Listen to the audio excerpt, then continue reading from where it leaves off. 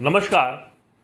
10th class का manufacturing industry chapter, इस chapter में हम लोग एग्रो बेस्ड इंडस्ट्री के बारे में डिटेल से बात करने जा रहे हैं। हमने इससे पहले वाले लेक्चर में भी ये बताया था कि एग्रो बेस्ड इंडस्ट्री क्या होती है। एग्रो बेस्ड इंडस्ट्री वो इंडस्ट्री होती हैं जो अपना रॉ मटेरियल एग्रीकल्चर फील्ड से लेती हैं, क्योंकि किसी भी इंडस्ट्री को रन करने के लिए सबसे इंपॉर्टेंट चीज़ होती है रॉ मटेरियल। तो जो इंडस्ट्री एग्रीकल्चर से अपना रॉ मटेरियल लेती हैं उनको एग्रो बेस्ड इंडस्ट्री कहा जाता है।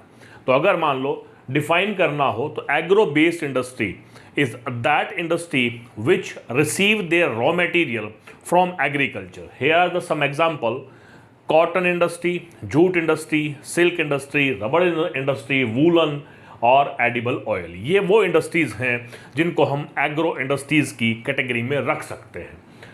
हम टेक्सटाइल इंडस्ट्री की बात करेंगे। यहाँ पर हम दो मुख्य टेक्सटाइल की बात करेंगे, मिल्स की बात करेंगे, इंडस्ट्रीज़ की बात करेंगे, जिसमें पहला है कॉटन और दूसरा है जूट। देखिए, इंडियन इकोनॉमी में बहुत भारी कंट्रीब्यूशन है टेक्सटाइल इंडस्ट्री का।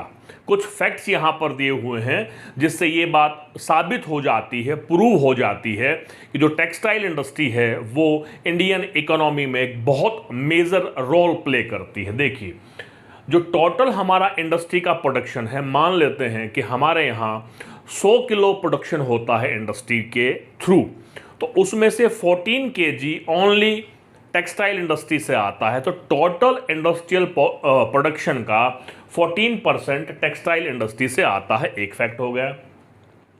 एम्प्लॉयमेंट जनरेशन, हमारे देश में बेरोजगारी की बड़ी भारी समस्या है, अनएम्प्लॉयमेंट की। तो यहाँ पर टेक्सटाइल इंडस्ट्री 35 मिलियन लोगों को एम्प्लॉयमेंट जनरेट करती है, जिसकी वजह से उनकी जो इकोनॉमिक कंडीशन है वो बेटर होती है और हमारे देश की इकोनॉमी भी उससे डेवलप होती है।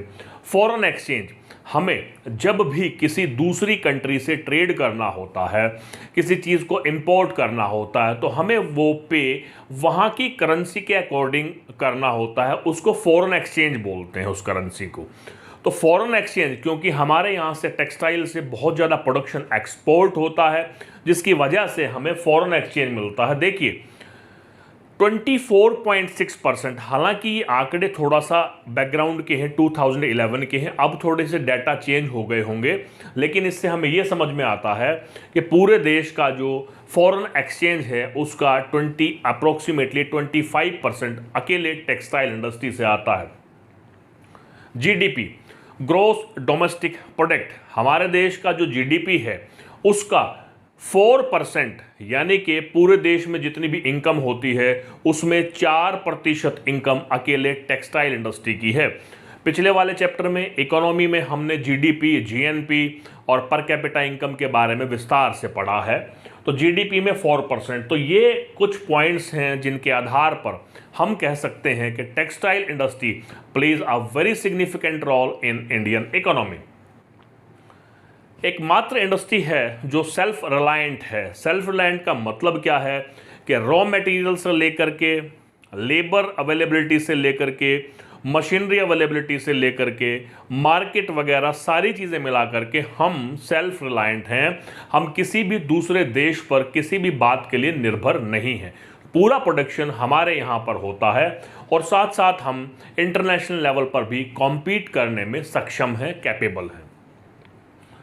ये बताया, रॉ मटेरियल से लेकर के वैल्यू एडिड प्रोडक्ट तक सभी के सभी हमारे अपने देश में होते हैं।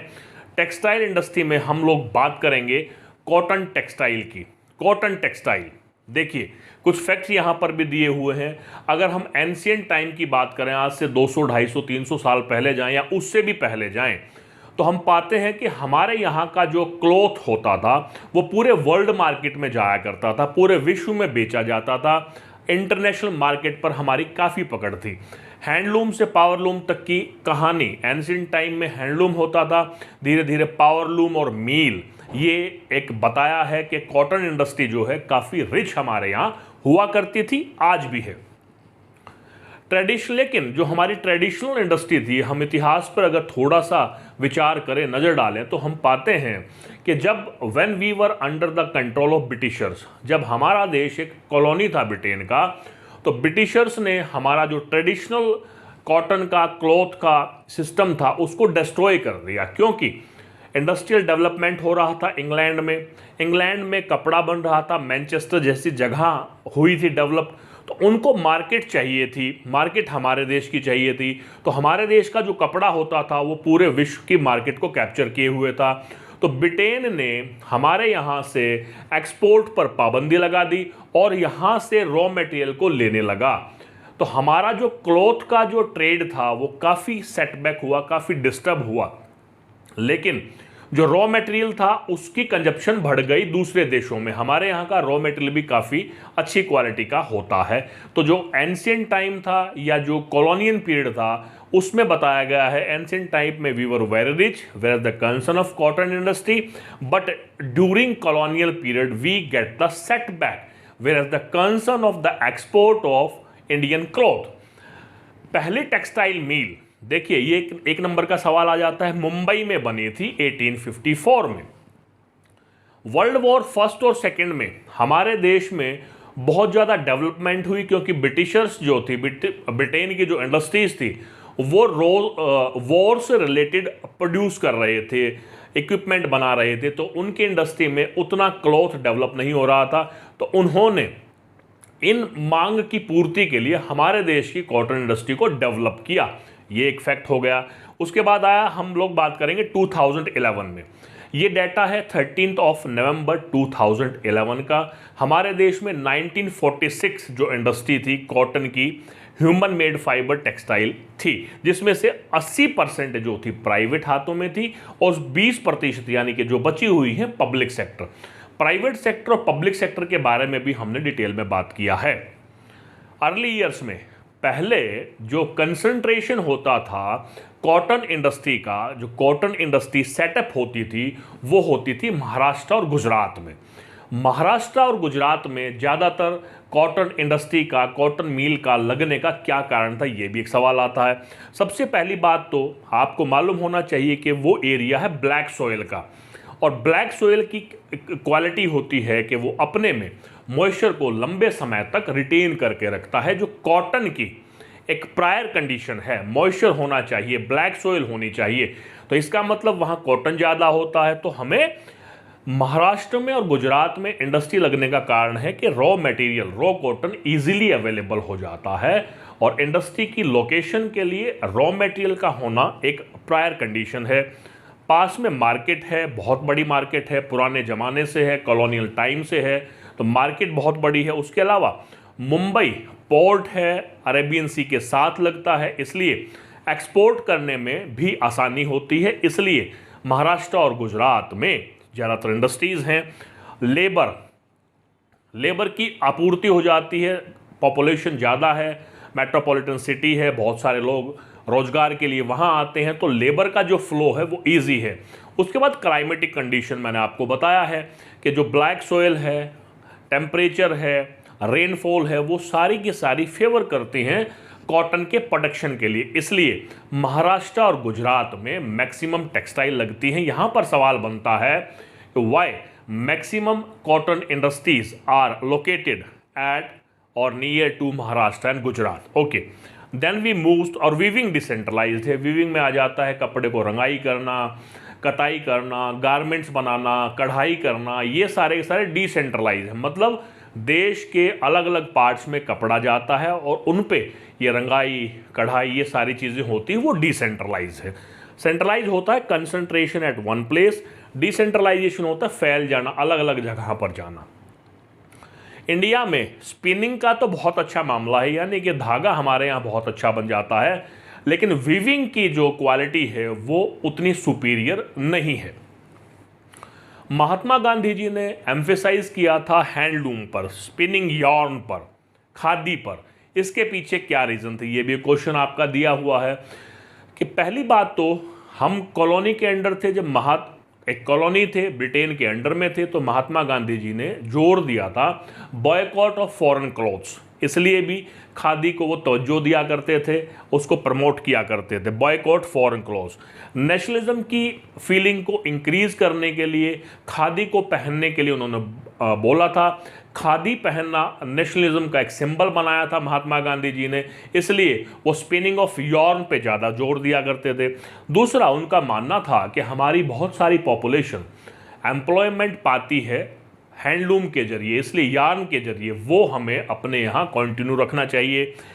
कॉटेज इंडस्ट्री, क्योंकि उन्हें मालूम था कि हमारे जो एक्सपोर्ट है क्लॉथ का उसको सेटबैक लग रहा है, धीरे धीरे जो ब्रिटेन है हमारे इकोनॉमिक रिसोर्सेज का दोहन कर रहा है, एक्सप्लोटेशन कर रहा है, इसलिए हमें सेव करना पड़ेगा हमारी कॉटेज इंडस्ट्री को। इसलिए भी महात्मा गांधी जी ने ऐसा कहा और स्वदेशी पर वो जोर दिया करते थे।